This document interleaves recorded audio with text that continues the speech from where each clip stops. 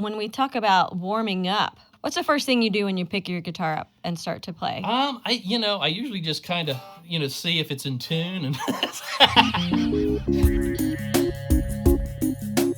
Welcome to the Tennessee Performing Arts Center's Inside Out podcast. Today, we're warming up with guitar player Tim Calhoun, who discusses working on stage, in the studio, and in the orchestra pit.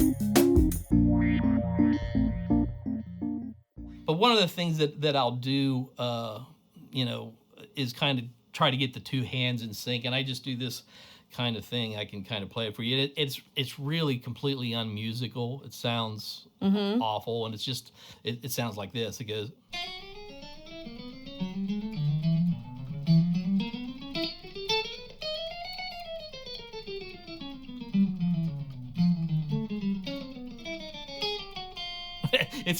It's basically you're just syncing your two hands together. Yeah. Can you do that a little bit longer? What do you mean two hands? What are you doing? Oh, okay. So your I gotcha. picking hand and your your fingering hand. Yeah. So you. Yeah, you're just kind of syncing them up. And you do that for how long?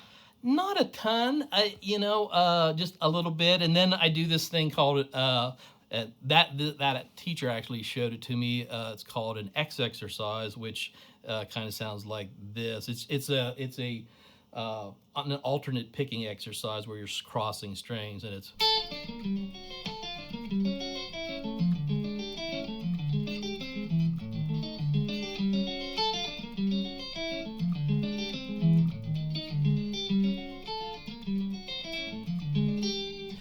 It's just kind of acclimating the two hands together. Yeah, yeah. Do you have to stretch your fingers or anything, or is it more about just getting them warmed up, actually playing?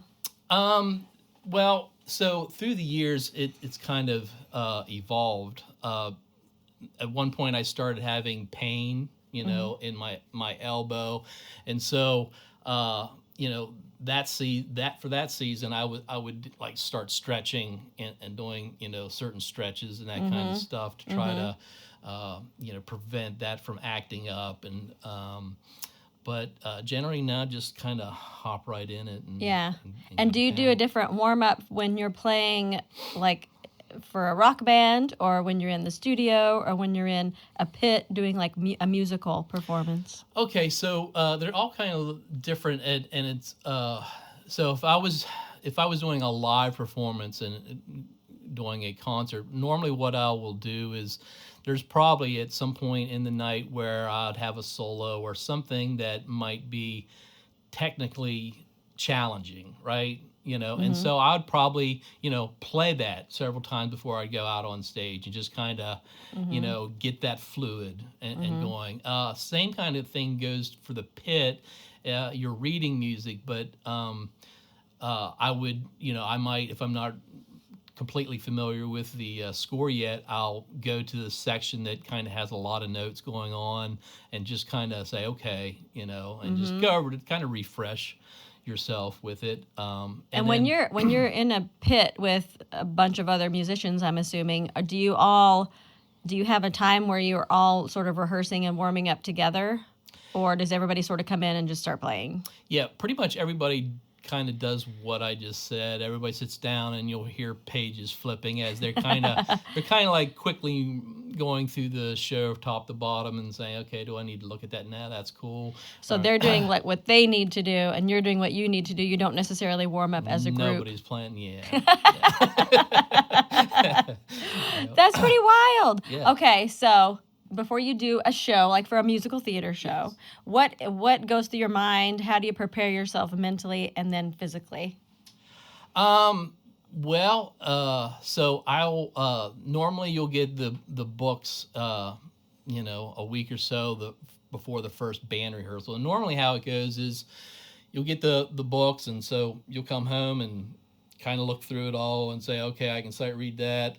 This is question, well, let me look at that, and then you kind of go through the whole book like that, and then you have normally what is a couple band rehearsals, and those are always, it's always interesting how different those are depending on who is leading the band and who the band is. Like often in certain situations when the band is kind of has a lot of great players and stuff, you almost do nothing in those days. He kind of, because he just trusts you, right? He knows that you're going to bring it and you'll be fine at the actual first rehearsal with the cast. Okay. And then sometimes people are really, they kind of go overboard. We play through every single song and that kind of. Normally what he, would work on,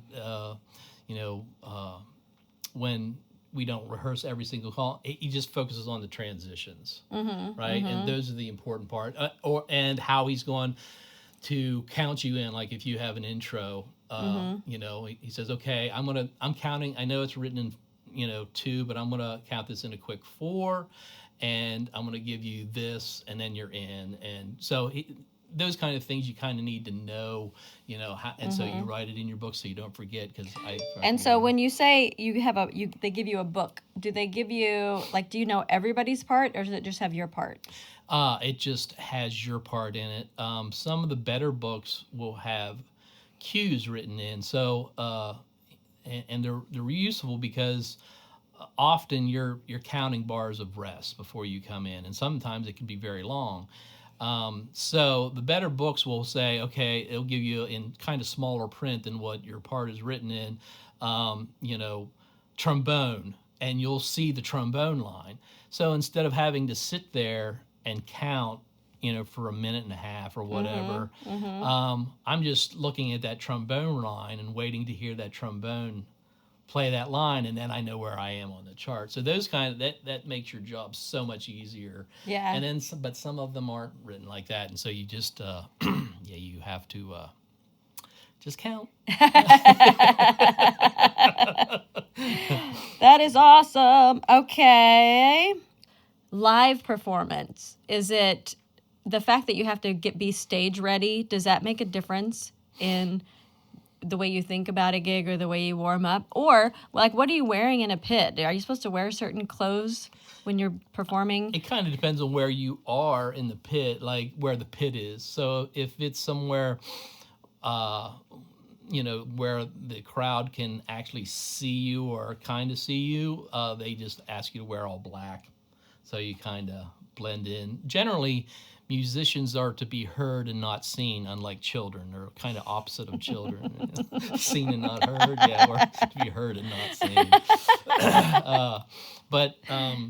And then, sometimes you're completely hidden and it just doesn't matter. We're down there in shorts and, our hair needs washed or we have hats on. And is that a weird perspective? Does that take some getting used to be in the pit with all this stuff happening on stage? How do you know what your cues are? Well, there's always going to be a musical director down there, somebody who's conducting everything. And normally that person has rehearsed the show. And so he knows everything that's going on. And so we rely heavily on she or him or whoever it is. And so, that's kind of, and as what the interesting thing for me is always, if it's a show I haven't seen or if it's a new show, often I'll play the show for however long it runs, and then maybe I'll see a video of it, and it's always like, oh my gosh, so that's what was happening then. It's always so much fun, oh my gosh, that's why everybody was laughing. Oh, that's really funny, That's wild. Yeah. So can you even hear what's happening on stage when you're down there? You can, you definitely can, but a lot of times, they're visual jokes, and you don't really know what's going on or where people are sitting or how they're acting or their facial expressions or anything like that. So it's always fun to watch it afterwards. Let's talk about what drew you to the guitar in the first place, and then because you were playing professionally as a 16-year-old, playing out and making money, but then you had to learn to read music and stuff because you wanted to go to school for it. Yep.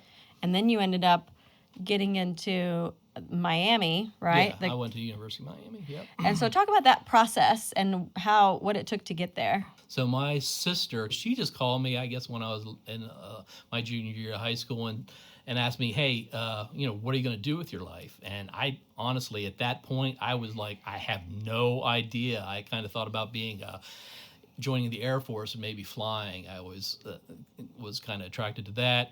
But she said, all right, I'll call you back in a few days. And so in the meantime, I got this magazine called Guitar Player Magazine, and there was a guy on the cover his name was Steve Morse, and he played in this band called the Dixie Dregs. And if you're familiar with that stuff, he is just a phenomenal guitar player, like, world class, unbelievable talent. And in that article, he told the reporter how he went to the University of Miami and that he had to work so hard to keep up with all the great guitar players at the University of Miami. Wow. And that was like, when I read that, I'm like, that's it. That's where I'm going. And so that was my first choice. But I also applied to Shenandoah Conservatory and Berkeley and that kind of stuff.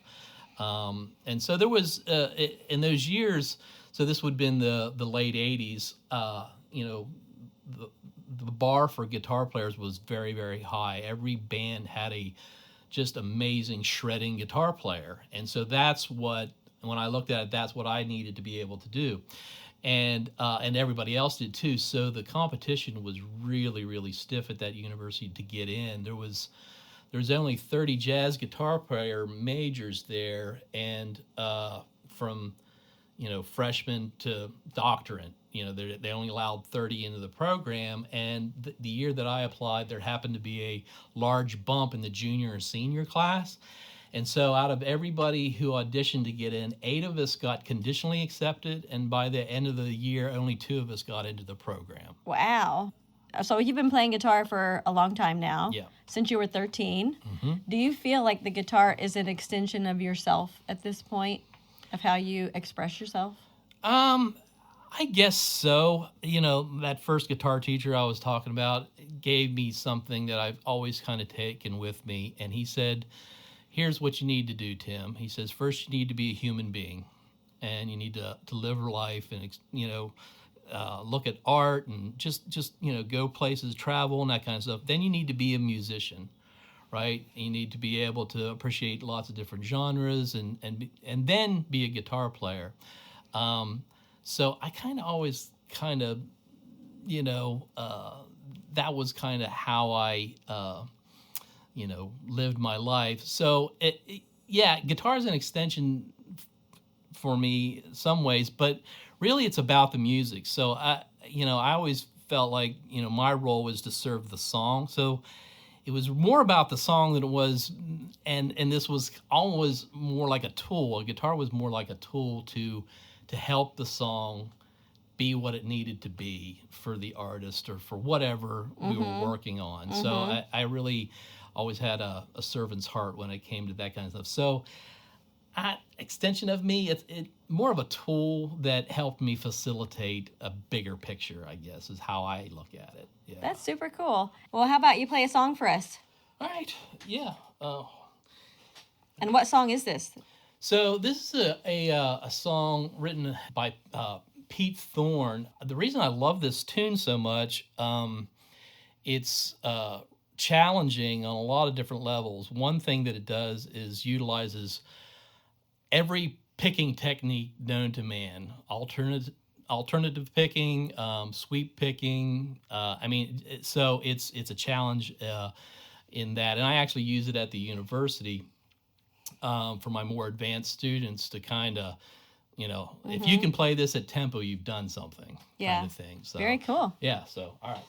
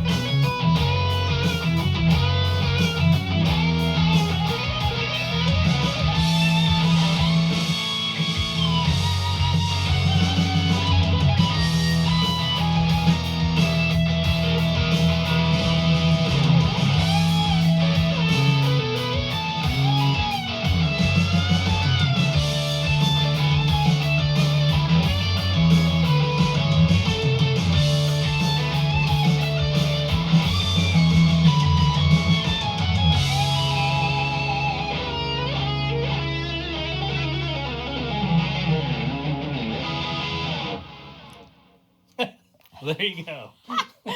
That is awesome. My gosh. Seems like you'd have to be really warmed up to be able to play that. So how many guitars are playing right there? There's 3 different, the backing track has 3 different guitar parts and as bass and drums. Wow. So, yeah. Who So there's played a the bass harmony. and drums? That's a good question. I'm not sure who played that. That backing track came from Pete.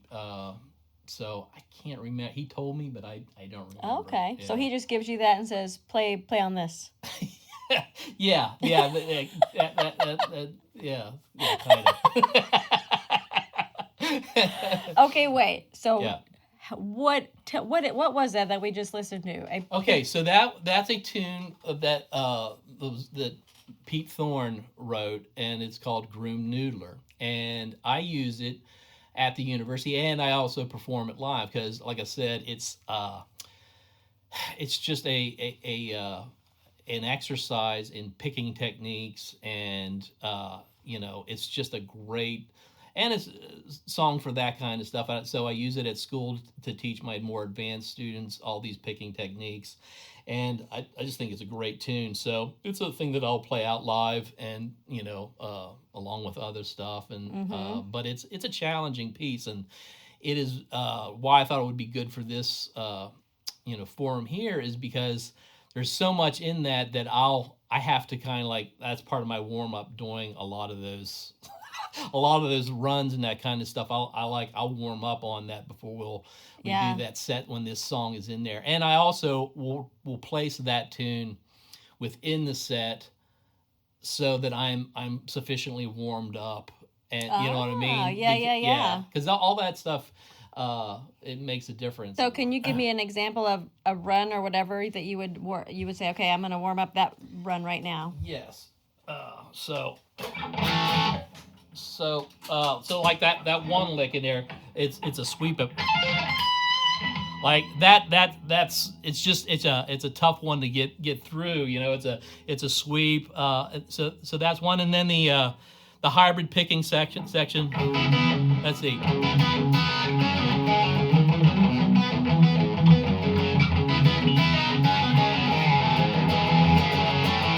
Like, yeah, and then also this one's it's actually deceptively hard because you're bending whole notes on this low string, this 5th string, right? You're and that's all technique. And some if you don't remember, like I have to support that bend with both of these fingers. And so as I'm thinking about playing this tune, these are the kind of things that I'm thinking about doing, and I'm going through these sweeping parts and these faster runs and that kind of stuff. That's really cool. Yeah. That's really cool. So even when you're playing for musicals, you play electric guitar mostly? No, that's a whole different ball of wax there, because I guess the story goes, if you're doing Broadway in New York, if you play many different instruments, you get paid again for the other instruments. So almost every book will have a bunch of different instruments: acoustic, electric, maybe mandolin, or maybe a bunch of I've had to play ukulele, banjo. Oh wow! Yeah, so there'll be all those kind of stringed instruments on there, and depending on how well versed you are in that given instrument, that might be something you might have to really shed. Wow. Yeah. So your typical musical show, you're playing how many different guitars? Normally at least minimum 3 or 4, sometimes as many as 6. Mm-hmm. Yeah, and it can be a 12 string and then a regular, a gut string, like a nylon string classical guitar, electric guitars, and sometimes you'll have to take more than one electric because the one thing might be like a real jazzy kind of thing. So so you don't want to take like this guitar, Stratocaster. You want to take like a jazz box of some sort, like at least a 335 or something like that. Yeah. Wow, that's super cool. Yeah. Well, if we had another hour, I would say let's hear the sounds of the other guitars. But thank you so much for doing this, Tim. I was happy to do it. So good to see you. It's great to see you, too. We hope you've enjoyed today's podcast. TPAC is a nonprofit organization with a mission to lead with excellence in the performing arts and arts education, to enrich lives, strengthen communities, and support economic vitality. You can find our podcasts on iTunes, Spotify, iHeartRadio, and online. For more information or to support TPAC's mission, visit tpac.org. And you can find and follow Tim on Facebook at Cahoon Music and on Instagram at Tim Cal.